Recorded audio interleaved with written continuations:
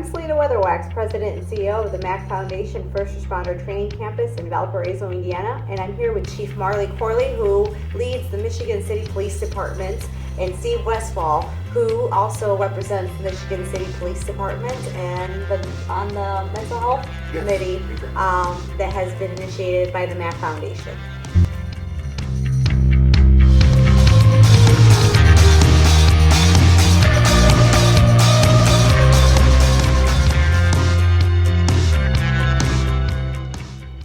The Michigan City Police Department has demonstrated in this regard is second to none. They have not only stepped up in a significant way to support their internal officers, but they have also been incredibly collaborative throughout the community in making sure that other partners are elevated and that this issue of mental health and stress is really brought to the forefront. So thank you, Celina. Yes, mental health is a very important subject that we're dealing with here, not only at this police department, but in our community in general. But I think it's very important that our officers are supported in their mental health. Go out, we're on the streets day in, day out, making sure that everybody else is safe, that sometimes we forget about ourselves. Chief, that over the years we have made mistakes by not putting the mental health of the officers and their physical health as a priority. And we're learning from that. And we're all here together, and we do see a lot of things that most people will never see. And how do you process that, and how do you go forward and be effective and do your job efficiently without having... Most people only go through a couple of events of trauma throughout their life, but in our career time, we go through 700 plus moments of trauma. Sometimes your ideology of what normal is changes from where it was when you first started. CPR on somebody, to me that's normal. Most people will never have to do that on another person in their lifetime. Trying to stop a large amount of bleeding in a traffic accident or a gunshot victim, that becomes normal for us. It's not anything that is unexpected. And sometimes I think what we really need is just somebody to listen. It's not always I'm asking for any answers. Somebody to listen so I can get it out. And then I think what's important about the peer point part of it is that we can relate.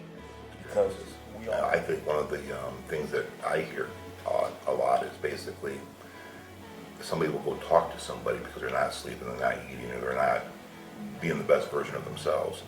And the first thing a person says to them is, I can't imagine that happening. Well, if you can't imagine that happening, how are you going to help me? Uncomfortable, but when we're around our peers, they're not going to do that, They understand that, they've been through it. They can comprehend, and they can feel the same way. And it's like a snowball effect of, I open up, you open up, and we just, we're talking, we're getting it out. It's a level of normalcy in that. Yeah, it is. It's real normal. It's a great start. And here at the Michigan City Police Department, we actually we pick our peer support team based on what officers, the people who they felt they could trust to talk to. So it wasn't like myself or any other minister said, you all are going to be on a peer support team. We sent it out to the officers and allowed them to say, who's the top 3 people that you would want to talk to if you really need to talk to somebody.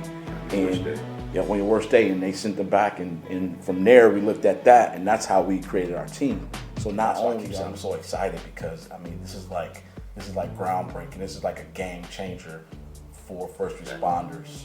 And so with the stuff that the MAAC was providing, the training, the guidance, what we have going now, bringing it all together now, getting the training, getting the peer support teams, working together, actually talking to each other now about the trauma and the mental health we have, as opposed to not talking about it. We're moving in the right direction. And again, what I dream for the MAAC is that we will be able to establish a fund that will support some of these efforts, including ensuring that once an officer no longer has sessions available, for example, on their insurance plan or their EAP, that barrier for them to continuing to seek out help is removed by us at the MAAC paying for those services. Not done yet, but I'm working really hard with our team to make that happen. So we appreciate you got someone over there for what you do.